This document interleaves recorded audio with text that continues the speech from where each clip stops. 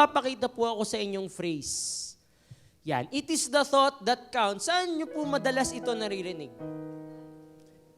Sa regalo. Tama po. Madalas po pag Pasko. Madalas po ay pag birthday. No po? Pagka po ba pag Pasko ay binigyan kayo ng mug. It's the thought that counts po ba?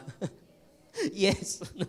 Madalas po yan. No? Sasabihin natin pagka hindi nagustuhan yung binigay na regalo.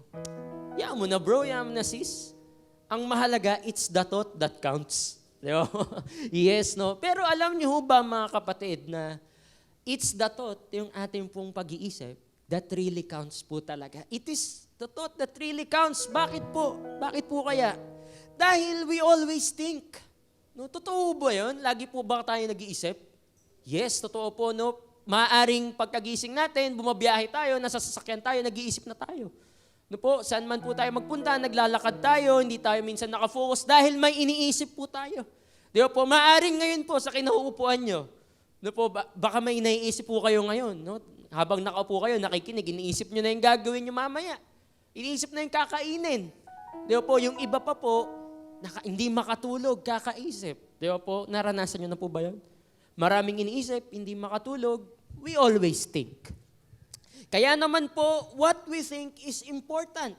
No, mahalaga po ang ating pag-iisip. Kaya tanong ko sa iyo kapatid, ano ang laman ng isip mo ngayon?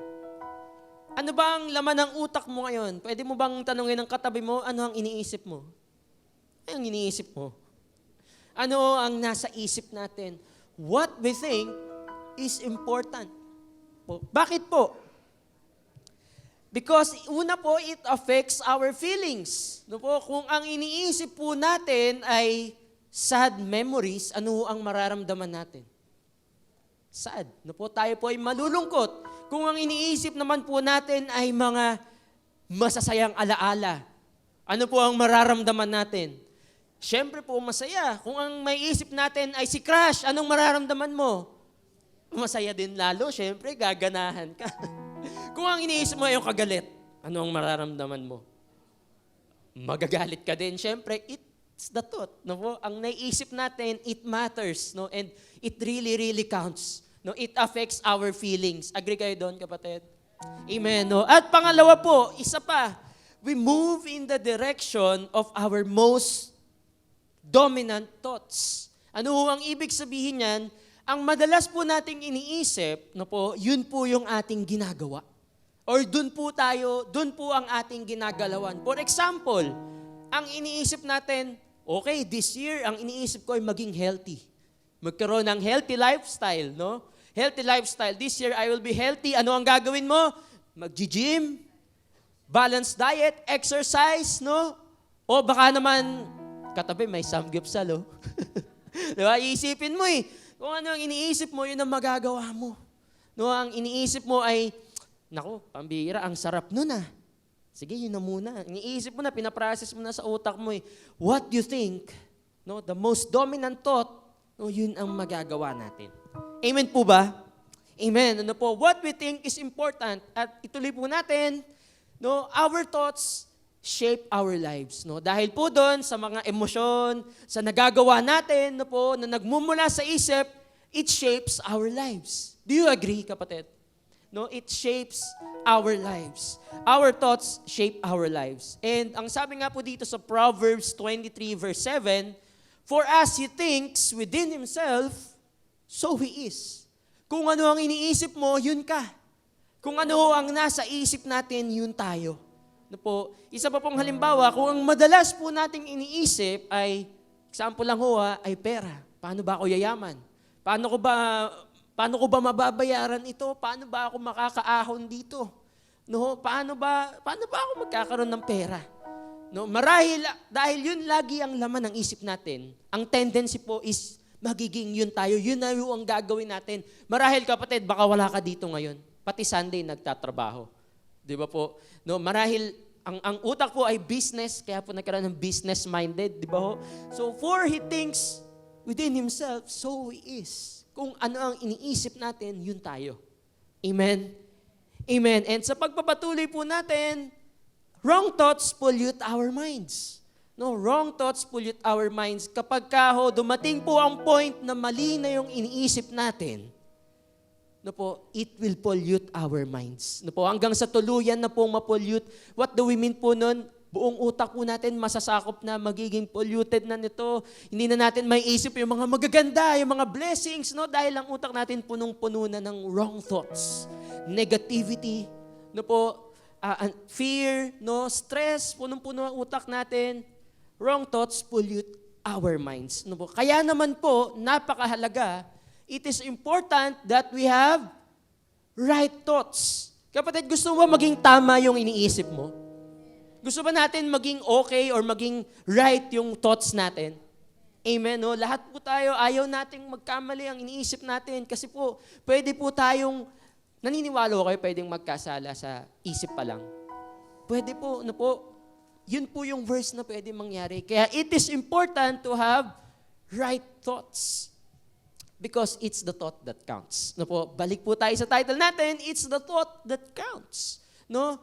It really is. It really matters. Bakit ho? Para saan po? Meron po tayong 3 points. It's the thought that counts. Una po, for our transformation.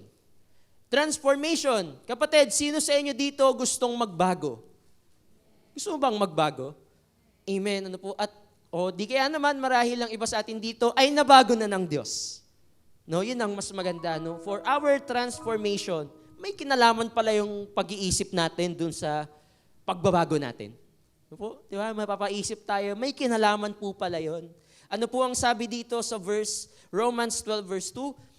Don't copy the behavior and customs of this world, but let God transform you into a new person. Let God daw po, kapatid. Hindi po natin kaya magbago ng tayo lang sa sarili natin. Kailangan po natin ng Diyos. Amen po? Kailangan natin ng Diyos para po tayo ay mabago. Kung gusto po nating magbago, kung gusto natin ng transformation, we need the Lord. Amen? Into a new person by changing the way you think. No? Para daw ho tayo ay magbago, kailangan magbago rin ang iniisip natin. Do you agree, kapatid? Kailangan magbago yung iniisip natin. Then you will learn to know God's will for you. May matututunan daw po tayo. We will learn to know God's will for you. Matututunan natin ang kalooban ng Panginoon, which is good and pleasing and perfect. Wow! Di ba po, ang kasabihan dito sa mundo natin, nobody's perfect. No one's perfect. Walang perfect. Pero alam niyo ho, merong isang perfect, ang Panginoon. At yung kanyang will, God's will is perfect. No po, yun ang maganda. No po, at yun po ay matututunan natin once nahayaan natin si Lord na baguhin tayo, once nahayaan natin ang isip natin, ang isipin lang natin ay ang Panginoon. No po? Changing the way we think. No po? It all begins in the mind. It's the thought that counts. Amen? Amen. Ano po? So, tuloy po natin. People transform for better or for worse. Naniniwala ka ba dito, kapatid? Ang tao raw po ay pwedeng magbago para siya ay mapabuti or siya ay lumala lang lalo. No po. Yun ang masaklap. No? Kaya tanong ko sa iyo, kapatid, ikaw ba ay napabuti na or lumala ka lang lalo? Napabuti na po. Amen. No? Praise God. So people transform for better or for worse. Tingnan mo yung katabi mo kung nagbago na. Nagbago na po o yung pa din, di ba po? For better or for worse. Meron po tayong mga example dito. Yan. Ito po. Yan. Una po dito, ang tawag po dito mga kapatid, nauso na po ito dati, make-up transformation. Yan. So gusto pong magbago ng tao, gusto niya pong mag-transform, ito ang ginagawa niya, pauso ng tao. No po, yan si kuya, normal na tao lang, normal lang itsura. No po, at siya po ay naglagay ng make-up. Naglagay ng make-up, kumain ng donut. Ano po ang nangyari? Ano kaya ang kalalabasan? Naging Derek Ramsey, pambihira, wow. Kumain ng donut, gumwapo. Makakain nga mamaya. Mga kapatid, biro lang ho, baka mamaya isipin nyo pagka kumain kayo ng donut. Gumwapo, di ba? Derek Ramsey, oh. Make-up transformation. Isa pa ho, ito mga kapatid, kilala nyo ba to? Sino siya? Kuya Kim. Diba? Kuya Kim. Ano ang gagawin ni Kuya Kim? Siya po ay naglagay din ng make-up. Make-up. At siya ay nagsuot ng kanyang famous sombrero. Ano ho kaya ang nangyari? Siya po ay naging Nax. Papa P, anong transformation niya, Papa P? For better or for worse?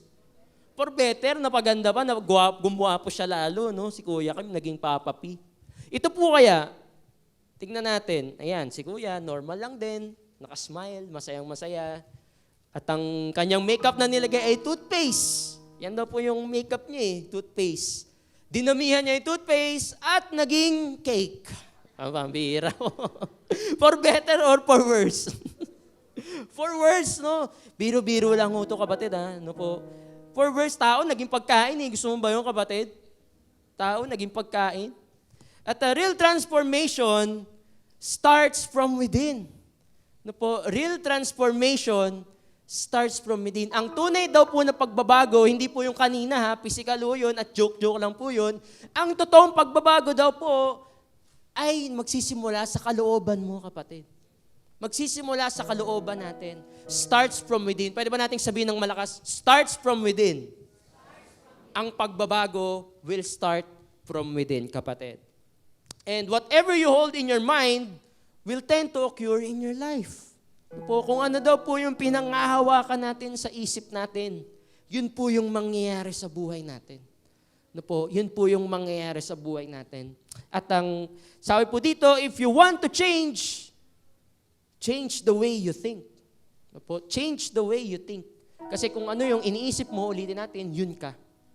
Kung ano yung mindset mo, kumbaga, mindset, di ba po? Uso yung term na yan, mindset mo, yun ka. Yun ang mangyayari sa atin. It will occur in our lives. So, yun yung pinanghawakan natin eh. No po? And bukod po doon, bukod po sa ating transformation, it's the thought that counts for our success. So ba magtagumpay, kapatid? Sino dito gusto maging successful? Amen. Lahat po tayo gusto maging successful. Ano ang sabi sa Joshua 1 verse 8? Study this book of instruction continually. Meditate on it day and night so you will be sure to obey everything written in it. Only then will you prosper and succeed in all you do. Pagtatagumpayin daw po tayo sa lahat ng gagawin natin. Yun daw po ang ibibigay ng Panginoon. Kapatid, kung gusto magtagumpay, nasa Panginoon ng pag-asa. Siya po ang makapagbibigay ng success sa atin. Naniniwala ho ba kayo gusto tayong pagtagumpay ng Panginoon? Yes, amen. Gusto tayong maging successful ni Lord. Gusto tayong pagtagumpay ni Lord. It's for our success. It's the thought that counts. Ngayon, ano nga ho ba ang ibig sabihin ng success? Pagtatanungin tayo, ano ba talaga ang real meaning ng success? Meron po kasing misconception ang tao regarding success. At ako rin po, nung unang panahon pa, lalo na nung bata pa ako, pag tinanong ako ano ba yung success or paano mo ma-define kung successful na ang isang tao, ang may isip ko po, masasagot ko po ay pag siya ay nakaraos na sa buhay, siya ay matagumpay na, naabot na yung pangarap niya, nabibili niya na lahat ng gusto niya, siya ay mayaman na, siya ay may stable ng pamumuhay, may stable job na, mayaman na siya. Yun ang success para sa akin, yun ang successful na tao at yun ang gusto kong maabot balang araw. Yun ang sabi ko noon. Pero hindi ko sinasabing hindi yun ang success, ha. Successful siya, oo. Pero mga kapatid, may kulang. Hindi lang po doon nagtatapos. Real success, ito ho yun, real success is knowing what God wants you to do and doing it. Knowing and doing. Relative po sila. Real success is knowing what God wants you to do. Kapatid, alam mo ba ang gustong pagawa sa'yo ng Panginoon? Alam na ba natin kung ano yung gustong ipagawa ni Lord sa atin? Alam na ba natin yung mga commandments niya? Alam na ba natin yung word niya? Nalalaman po natin pag Sunday, di ba po? Nalalaman po natin sa Bible, pero hindi yun sapat, kapatid. Kailangan ginagawa din po natin. Kailangan ina-apply, pinapractice din po natin. Only then, we will achieve real success. Kaya kapatid, once na nagagawa na natin to, once na nakikinig na po tayo dito pag Sunday, sapat na po ba yun? Hindi po, Once na nakakagawa na po tayo ng ayon sa Panginoon, nakikinig tayo at nagagawa natin ng kanyang utos, I will congratulate you. No? Congratulations dahil tayo po ay successful na. Real success is knowing what God wants you to do and doing it. No po, that is real success. Now, how do I know and do? Paano ko pa malalaman at paano ko rin magagawa? Well, ang sabi po sa word ni Lord kanina, meditate on God's word day and night. Po, meditate on God's word day and night. Now, what do we mean when we say meditate? Ano ba ang ibig sabihin ng word na meditate? Now, iba po yan sa basta-basta mo lang iisipin. Ang meditate ho, yun po yung iisipin mo lang iisipin hanggang sa magawa mo. No? Iisipin mo lagi hanggang sa magawa mo. Meditate on God's word day and night. Ano ang sabi dito sa verse? Study this book of instruction continually, tuloy-tuloy. Meditate on it day and night so you will be sure to obey everything written in it. Para raw ho tayo, sure na masusunod natin si Lord, sure na masusunod natin ang Bible, kailangan i-meditate po natin. No? Pagkagising natin sa umaga, pagkagising natin, iisipin na natin, ano ang kailangan kong gawin ngayon? Ano ba ang gusto ni Lord gawin ko? Ano ba yung sabi ng Sunday? Ano ba yung sabi ng Saturday sa preaching? Ano nga ba? Okay, ito ang kailangan kong gawin. Naiisip na natin, kapatid. Hanggang sa magawa po natin, no po, sa ating araw, at sa night, no po, at the end of the day, iisipin mo pa rin, kapatid, nagawa ko ba yung gusto ni Lord? Nagawa ko ba yung tama o nagkamali ako? Nalugod ba si Lord sa ginawa ko or nasaktan ko lang siya? Naku, pambihira, paano ba kailangan kong gawin? Iisipin pa rin, kapatid, para pagdating ng kinabukasan, buong week po, no, masusunod natin si Lord. We will be sure that we will obey God. No po, hindi lang po pag Sunday, no? Hindi lang po dito sa church, kundi pati sa paglapas natin. Meditate on it day and night, no po. Then we will be successful. Amen? Amen, no po. At magiging successful tayo. Real success comes from that. At ito, kapatid, no? Real success, isa pa, is never apart from obeying the word of God. No po. Never pong dapat magkahiwalay yan. No, kung successful tayo, dapat ang ginagawa natin nakalulugod sa Diyos. Dapat po sure tayo na susunod natin si Diyos, si Lord. No, kung hindi po yan success.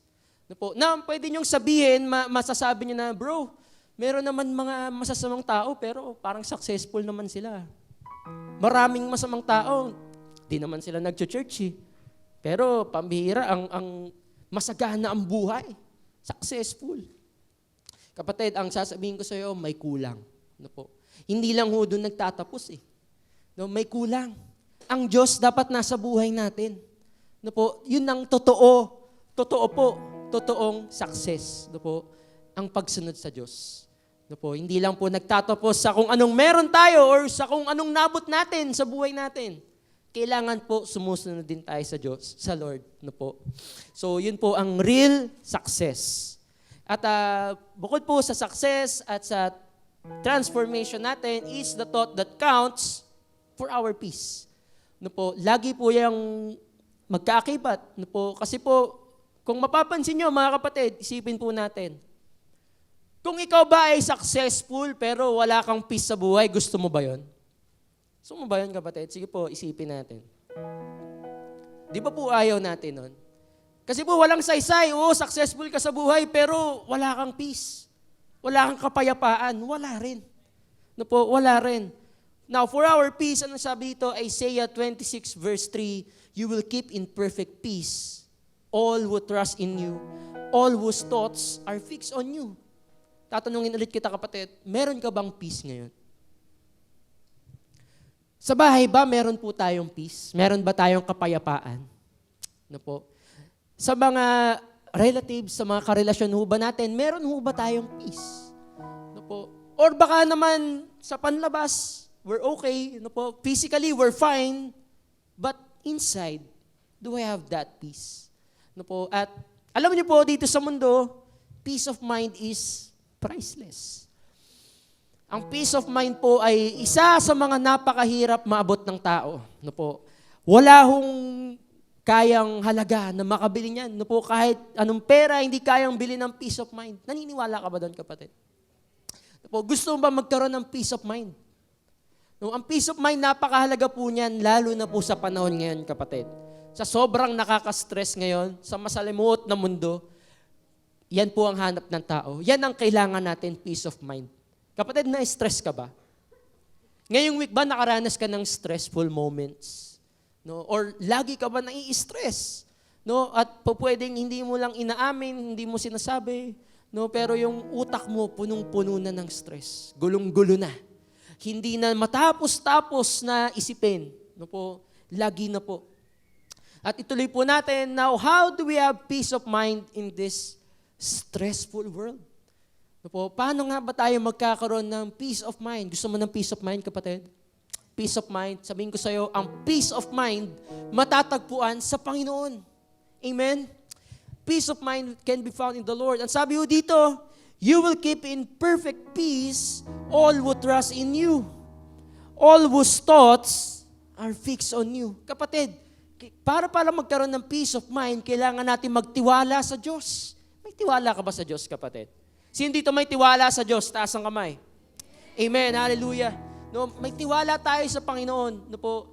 At pag nagtiwala tayo sa Kanya, magkakaroon tayo ng peace. Magkakaroon daw tayo ng peace, no? And all whose thoughts are fixed on you. Ang sino man daw hong nakafocus sa Panginoon, magkakaroon ng peace. No, kaya po pala, na-realize ko, meron pong mga tao na parang sobrang daming problema, no po, napakaraming problema, maraming pinagdadaan ng pagsubok, pero ang saya-saya niya pa rin, nakakangiti pa rin, di ba? Nakakapagpatuloy pa rin. No, mapapansin niyo po, no, mapapatanong din po kayo, bro, or sis, ba't ang saya-saya mo pa rin? Ang dami-dami mo ng problema eh. Parang ang bigat na ng pinagdadaanan mo, nakakagawa ka pa rin, nakakangiti ka pa rin, nakakapag-ministry ka pa rin, no? Nakakapag-church ka pa din. Bakit? Kasi may tiwala ako sa Panginoon eh. Kasi naniniwala ako, di niya ako pababayaan eh. Kahit na may pagsubok ako, kahit na may pinagdadaanan ako, gagawin ko pa rin kung ano yung gusto niya. Ang utak ko, ang isip ko, nakafix lang sa Kanya. Tutuloy-tuloy ako dahil alam ko, hindi niya ako pababayaan. Problema lang yan, kaya ng Panginoon natin yan. Amen? Ano po? Sige po, palakpakan natin ang Panginoon. Hallelujah. Po, sa masalimuot na mundong to, kailangan natin ng Panginoon. In this stressful world, kapatid, merong digmaan eh. Meron pong digmaan. No po, the greatest battle that we have is in the mind. No po, maybe sinasabi natin pag kinakamusta tayo, kamusta ka bro, kamusta ka sis? Okay lang, mabuti naman. Pero deep within, deep inside, no po, ang utak po pala natin punong-puno na. Sobra na po, ang bigat-bigat na.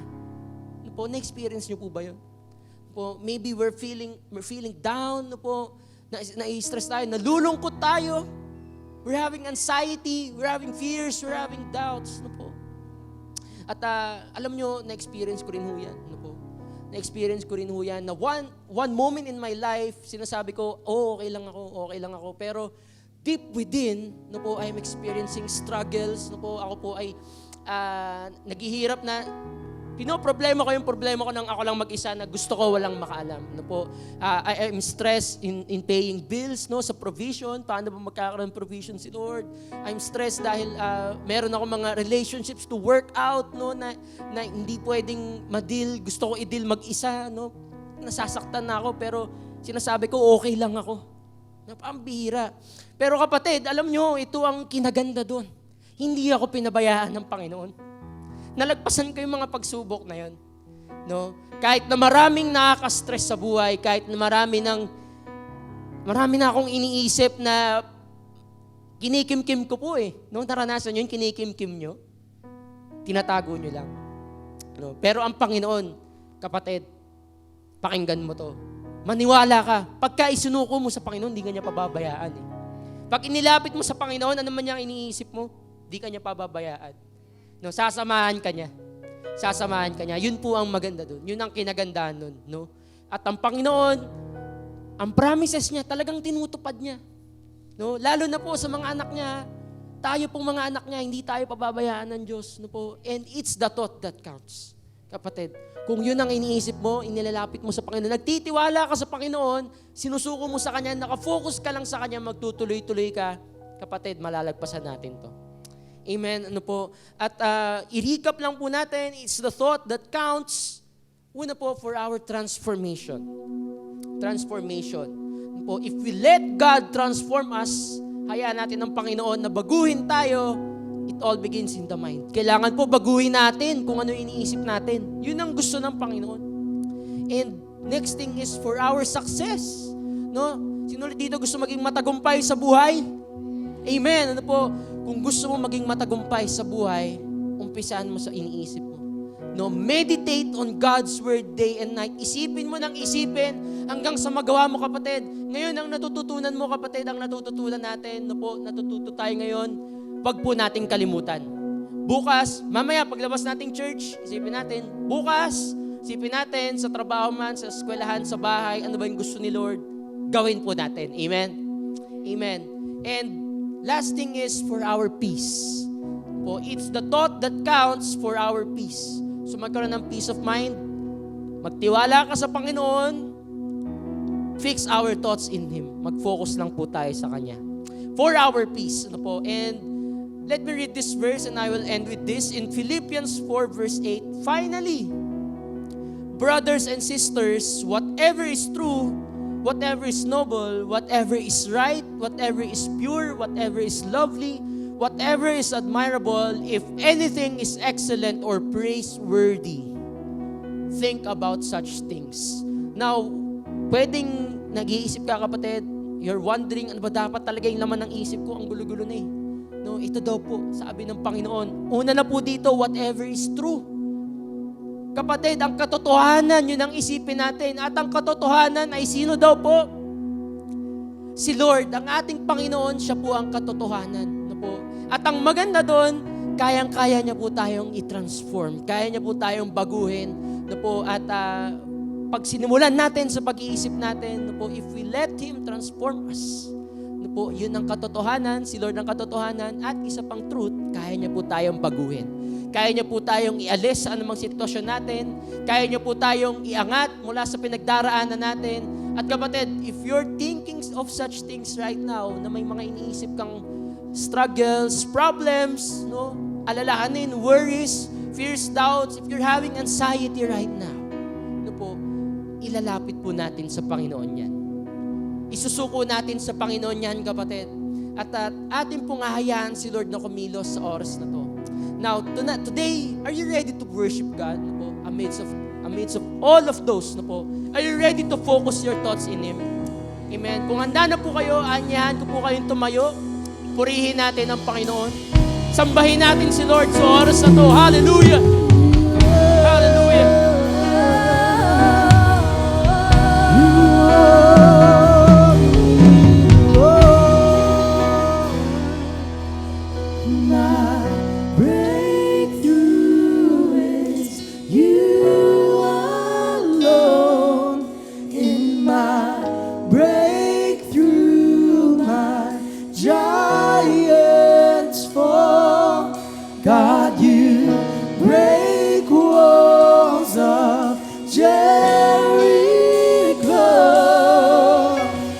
I will see you do it again. I will see you do it again. My breakthrough is you alone. In my breakthrough, my giants fall. God, you break walls of Jericho. And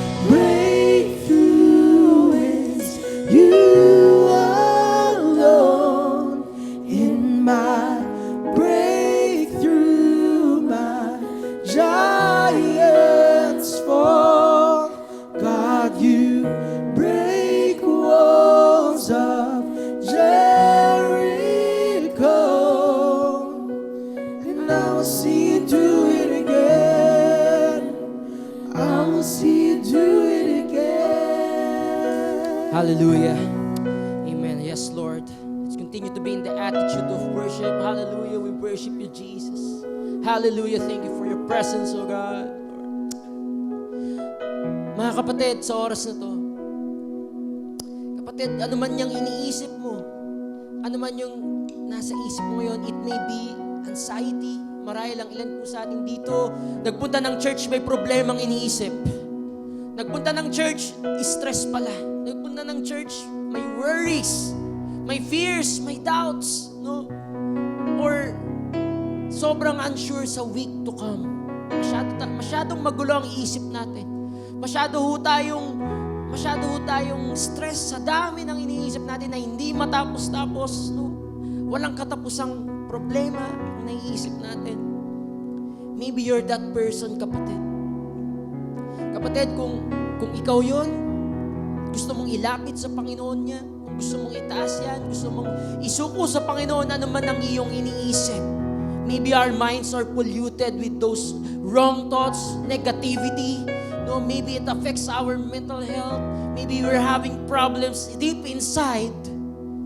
Kapatid, I am inviting you to the altar of the Lord.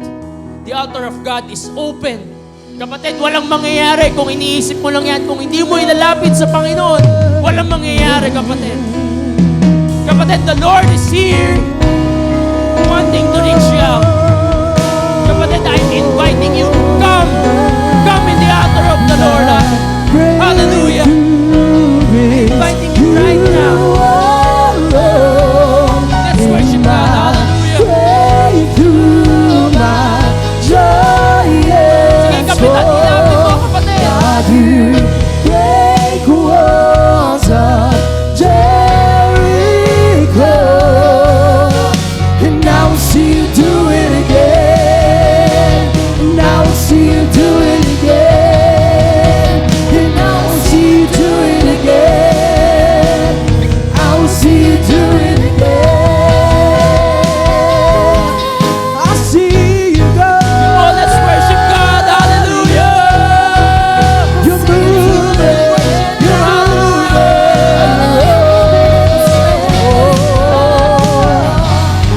I can see you bursting out. You're the God of the impossible, God of the impossible. Oh, I believe you're moving now. You are breaking every stronghold. Yes, you're breaking every stronghold. Oh, I can see you bursting out. You're the God of the impossible, God of the impossible. Oh, I believe you're moving now. You are breaking every stronghold. Yes, you're breaking every stronghold. We declare, God, you're my breakthrough. God, you're my breakthrough. God, you're my breakthrough. God, you're my breakthrough. God, you're my breakthrough. You're my breakthrough. God, you're my breakthrough. Oh, God, you're my breakthrough.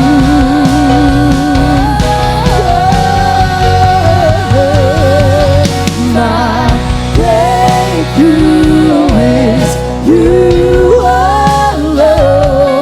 In my breakthrough, my joy is full. God, you break walls of Jericho, and I will see you do it again, and I will see you do it again, and I will see you do it again, and I will see you do it again, and I will see you do it again, and I will see you do it again. Kapatid, hindi pa tapos ang Panginoon. Walang imposible sa Kanya, mga kapatid. Mga kapatid, ano man yung iniisip mo, ano man yung gumugulo sa utak mo, kapatid, ang Diyos ang solusyon. Ang Diyos po ang lulutas sa anuman ang pinagdaraanan natin ngayon. Wala pong imposible sa Kanya. He is our breakthrough. Mga kapatid, walang imposible sa ating Diyos. Malaki man o maliit ang pinagdaraanan natin. Ang Diyos ang kasama natin. Ilapit po natin sa Kanya. Magtiwala po tayo sa Kanya. At hayaan po natin siyang kumilos sa buhay natin. Hallelujah. Hallelujah. Yes, Lord. Lord, maraming salamat po sa oras na to. Lord, we believe you're here right now. The Lord is here right now. Lord God, we can feel you. Lord, thank you for your presence, oh God. At Panginoon, inilalapit ko po sa inyo ang mga taong lumapit sa harap. Panginoon, continue to be with these people. Lord, continue to be with your children, oh God. Lord, they have something in their mind. Lord God, they're fighting in their minds, oh God. Lord, help us. Be with us, Lord. Lord, ano man ho ito, it may be problems, it may be worries, it may be anxiety, it may be depression, it may be fears, it may be doubts, oh God. Ano man po ito, kayo ang nakakakita, Lord God. All those negative things, wrong thoughts in our minds, Lord, remove it in Jesus' name, oh God. Lord, transform us, oh God. Lord, renew our minds, Lord God. Lord, we want you to be in our minds, oh God. Lord, lahat po ng ito, pinagkakatiwala namin sa inyo, Lord God. At Lord, lahat po ng ito, itinataas, sinusuko namin sa inyo. And Lord, right now, we want to fix our thoughts in you alone. Gusto po namin gawin kung ano ang nais nyo, Panginoon. At all these problems, all these worries, Lord, we believe, kayo na po ang bahala, Panginoon. Napagtagumpayan na namin ito dahil po sa inyong pangalan. Dahil po kayo ay isang matapat na Diyos. Hindi nyo kami bibiguin, hindi nyo kami pababayaan, Lord God. You will be with us. And Lord, right now, we're surrendering everything to you, Lord. And we claim the victory. Naniniwala kami, Lord, that we're already successful. Lord, thank you, Lord. By your name alone, Lord God. By your name alone. Hallelujah. And Lord, we're rebuking Satan in Jesus' name. In Jesus' name. Lord God, lalabas kami sa simbahang ito matagumpay, dala-dala ang inyong salita. Kami po ay babaguhin ninyo, Panginoon. Baguhin niyo po ang aming pag-iisip, Lord God. At Panginoon, sa inyo kami nagtitiwala. Hallelujah. Mga kapatid, sa oras na to, tayo pong lahat, itaas natin ang ating mga kamay sa Panginoon. Hallelujah, Panginoon, we are receiving your blessings, O God. We're receiving your power, Panginoon. We're receiving provisions, anointing from you, Lord God. And I speak healing to everyone. I speak blessings. I speak victory for everyone right here in the church, O God. At Panginoon, samahan niyo po kami in the days to come, Lord God. Salamat po dahil hindi na baliwala ang pagpunta namin sa church, O God. And this week, itinataas namin sa inyo. Maraming salamat, Panginoon. Lord God, we love you. This is our prayer in the name of the Father and of the Son